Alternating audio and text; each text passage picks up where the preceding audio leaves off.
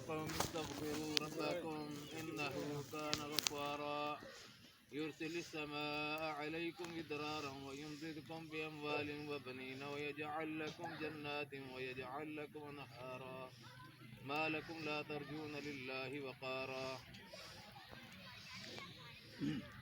قابل احترام حضرات، میں نے آپ کے سامنے سورہ نوح کی چند آیات تلاوت کی ہیں. اللہ نے فرمایا کہ اے قوم، نوح علیہ السلام اس میں اپنی قوم سے مخاطب ہے. یہ سورہ نوح کی آیات ہے. قرآن میں اللہ نے فرمایا کہ نوح علیہ السلام اپنی قوم سے مخاطب ہیں، اے قوم اللہ سے معافی مانگو، استغفار کرو، وہ معاف کرنے والا ہے اور معافی بھی دے گا. اس کے علاوہ پھر اور بھی کام کچھ کرے گا اس معافی کے نتیجے میں. یرسل السماء علیکم مدرارا، آسمان سے تم پر بارش نازل کرے گا. اس سے معافی مانگو گے، استغفار کرو گے، کیا کرے گا؟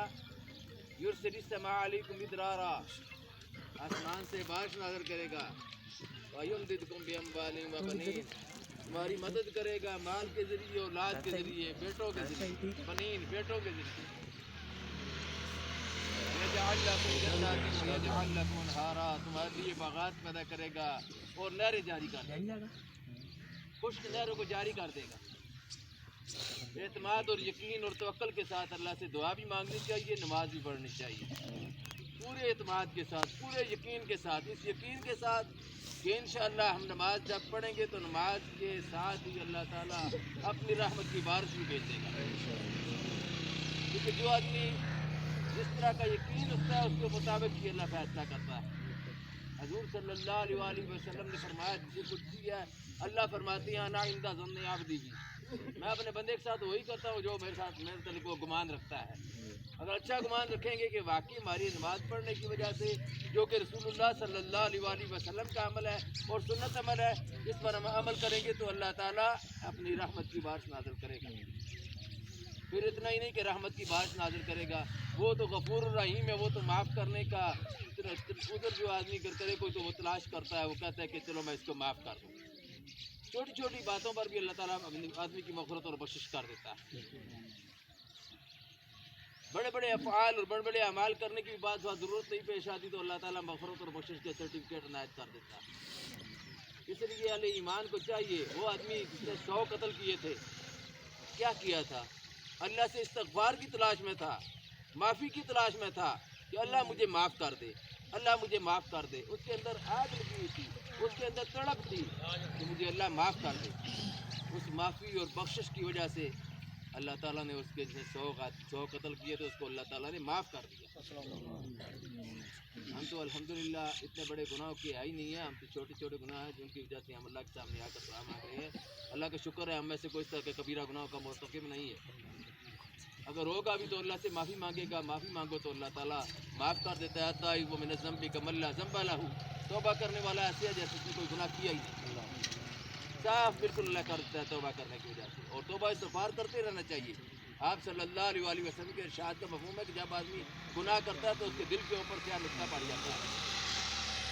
اگر وہ توبہ نہیں کرتا، گناہ کیے جاتا ہے تو سارا دل جو ہے سیاہ ہو جاتا ہے، دل سارا سیاہ ہو جاتا ہے، جس کو ہم کہتے ہیں کہ مور لگ گئی ہے دل دل پر مور لگ جائے تو اس کا کوئی علاج نہیں.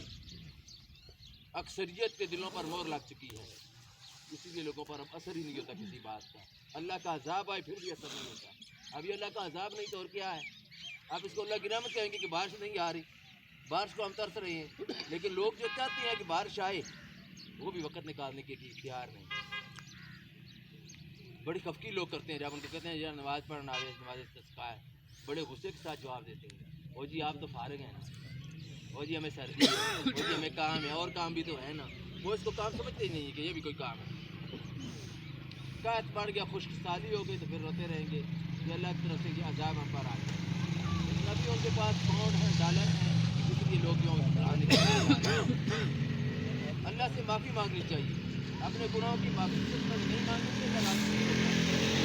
اور جب اللہ راضی ہو جاتا ہے تو اللہ کے راضی ہونے کی علامت اور نشانی ہے کہ رات کو بارش ہوتی ہے، صبح کے وقت موسم صاف ہو جاتا ہے، لوگ اپنے کام کاج کے لیے نکلتے ہیں. کام کاج کے لیے صبح کے وقت موسم صاف ہو جاتا ہے، رات کو بارش ہوتی ہے، یہ رحمت والی بارش، تاکہ لوگوں کے کام کاج میں بھی کوئی رکاوٹ نہ بنے۔ اس وقت ہوتی ہے جب آدمی اپنے اعمال سے، اپنے افعال سے اللہ کو راضی کرنے کی کوشش کرے۔ ہم بے شمار گناہ کرتے ہیں، ہم بڑے گنہگار ہیں۔ لازمی بات ہے، ہمارے معاشرے کے لوگ ہیں جن کی وجہ سے چند لوگ اگر گناہ اگر کرے تو ان کی وجہ سے بھی معاشرہ سارا برباد ہو جاتا ہے۔ تو معاشرے کے اندر تو اٹے پٹ رہا ہے معاشرہ گناہوں سے، کوئی کرپشن کر رہا ہے، کوئی ملاوٹ کر رہا ہے، کوئی دودھ میں پانی ملا رہا ہے، کوئی کم ناب تول رہا ہے، کوئی کپڑا جو ہے کھینچ کر دے رہا ہے، کوئی جو ہے وہ ملاوٹ والی چیزیں جو ہے وہ فروخت کر کے کہتا ہے بڑی خالص چیز ہے۔ تو اس طرح کر کے جب ہم کام کرتے ہیں، جھوٹی قسمیں اٹھاتے ہیں، جھوٹ بولتے ہیں، جھوٹ بہت بڑا گناہ ہے۔ اب یہ جھوٹ کا موسم بھی ہے، جھوٹ کا موسم، تو لوگ جھوٹ بولیں گے۔ جھوٹ کی وجہ سے رحمت کا فرشتہ 3 میل تک کے فاصلے سے دور چلا جاتا ہے، اس کو بدبو آتی ہے جھوٹ کی۔ اور حضور صلی اللہ علیہ وسلم نے منافق کی نشانی یہ بیان کی ہے، اور حضور صلی اللہ علیہ وآلہ وسلم نے یہ بات بھی فرمائی ہے کہ مومن سب کچھ ہو سکتا ہے، جھوٹا نہیں ہوتا۔ مومن سب کچھ ہو سکتا ہے لیکن جھوٹا نہیں ہو سکتا۔ آج مومن جھوٹا تو ہو سکتا ہے، اور کچھ ہو یا نہ ہو، جھوٹا ضرور ہے مومن۔ اس لیے اپنے آپ کو جھوٹ سے بچانے کی کوشش کریں گے۔ یہ منافق کی بھی نشانی اور علامت ہے۔ حضور صلی اللہ علیہ وسلم نے جو منافق کی 3 علامتیں اور ایک جگہ 4 علامتیں بیان کی ہیں، ان میں جھوٹ کو بھی شمار کیا۔ وعدہ خلافی، جھوٹ بولنا، امانت میں خیانت کرنا، کسی کے ساتھ لڑائی جھگڑا ہو جائے تو گالیوں پر آ جانا۔ اب یہ 4 علامتیں، ان میں سے کچھ علامتیں اگر کسی کے اندر ہوں تو حدیث میں آتا ہے کہ اس کے اندر منافقت کی ایک 2 علامت موجود ہے، اگر ایسی کوئی نہ کوئی علامت موجود ہے۔ ہمارے معاشرے کے اندر آپ دیکھ رہے ہیں ہمارا امانت میں خیانت نہیں ہے، اب بھی لوگ امانت میں خیانت کریں گے۔ قومی امانت کو لوگ جب نائب لوگوں کے سپرد کریں گے، اللہ سے بے خوف لوگوں کے سپرد کریں گے، متقی اور پرہیزگار لوگوں کو چھوڑ کر، تو لازمی بات ہے یہ امانت میں خیانت ہے، قومی امانت۔ پھر اس کے علاوہ امانت میں خیانت کے وعدہ خلافی ہے، وہ بھی لوگ کرتے ہیں، ہر ایک کے ساتھ وعدے کرتے ہیں، آپ کے ساتھ بھی وعدہ کیا جی، آپ کے ساتھ بھی وعدہ کیا جی، آپ بھی راضی رہیں، آپ بھی راضی رہیں، آپ بے شک ناراض ہو جائے، اللہ کا رسول بے شک ناراض ہو جائے، وعدے سب کے ساتھ ہم نے کرتے ہیں۔ پھر امانت میں خیانت، پھر وعدہ خلافی، پھر جھوٹ، یہ ساری چیزیں ہمارے معاشرے کے اندر موجود ہیں۔ یہ اگر چیزیں معاشرے کے اندر سے پاک صاف ہو جائیں، اللہ تعالیٰ اپنی رحمت کی بارش اسی وقت نازل کرتا ہے جب آدمی احتیاط اٹھاتا ہے۔ ہاتھ اٹھانے کی دیر ہوتی ہے، بلکہ بعض دفعہ ہاتھ اٹھانے کی بھی دیر نہیں ہوتی کہ اللہ تعالیٰ اپنی رحمت کی بارش نازل کر دیتا ہے۔ آدمی کے دل میں آتا ہے، آدمی کے خیالات میں آتا ہے، تصور میں آتا ہے کہ اللہ تعالیٰ میرا یہ کام کر دیا، اسی وقت اللہ تعالیٰ کر دیتا ہے۔ تو اس لیے آدمی کو کوشش کرنی چاہیے کہ اللہ سے ڈرے، اللہ کا خوف اپنے دل کے اندر پیدا کرے، اگر توبہ استغفار کرتا رہے۔ حضور صلی اللہ علیہ وسلم خود بھی استغفار کرتے تھے، حالانکہ وہ تو معصوم ہیں، ان سے کیا گناہ ہونا ہے یا انہوں نے کیا گناہ کرنا ہے، لیکن آپ سب ایک حدیث میں فرماتے ہیں کہ میں 100 مرتبہ اللہ سے معافی مانگتا ہوں، استغفار کرتا ہوں۔ ایک جو فرماتے ہیں کہ میں 70 مرتبہ دن میں اللہ سے معافی مانگتا ہوں، استغفار کرتا ہوں۔ ہم کتنی مرتبہ کرتے ہیں اللہ سے معافی اور استغفار؟ ہم اپنا حساب لگائیں۔ اللہ کے نبی صلی اللہ علیہ وسلم ہمیں سبق دینے کے لیے کہہ رہے ہیں نا کہ ہم لوگ جو ہیں ہم بھی استغفار کریں، ہم بھی توبہ کریں، ہم بھی اللہ کے آگے جھکیں۔ اس لیے کوشش کریں، حقوق جن کے اگر کسی نے غصب کیے ہیں وہ حقوق ادا کرے، حقوق العباد کا حساب ہوگا۔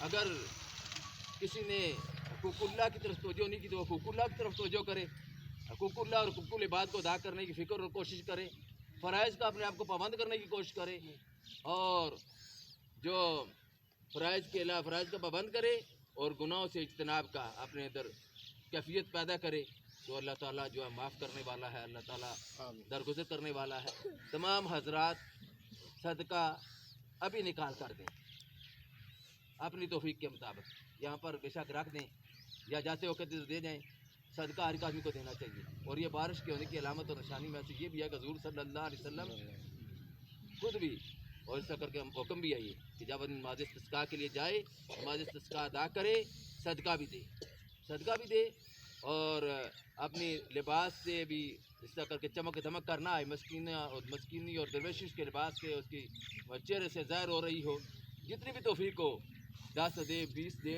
50 دے، اس کو صدقہ اس کو دینا چاہیے، اور صدقہ خوش ہو کر دینا چاہیے۔ اگر منہ بنا کر صدقہ دیا تو وہ کوئی نہیں قبول ہوگا، خوشی خوشی، اس لیے کہ یا اللہ ہم یہ صدقہ تیرے راستے میں دے رہے ہیں، تو اپنی رحمت کی بارش نازل کرو۔ اور یہ کس کے لیے ہے؟ یہ اللہ کے لیے ہے، یہ کسی آدمی کے لیے نہیں ہے، کس کے لیے؟ فی سبیل اللہ ہے یہ سارا۔ اس لیے صدقہ جو ہے وہ جمع کرنا چاہیے اور دینا چاہیے۔ اللہ تعالیٰ اس عمل کی توفیق نصیب فرمائے۔ سب حضرات صدقہ دیں، صدقہ دے کر دینا چاہیے۔ کا دیں گے، نماز پڑھیں گے، اللہ سے دعا کریں گے، اللہ تعالیٰ رحمت کی بارش نازل کرے گا۔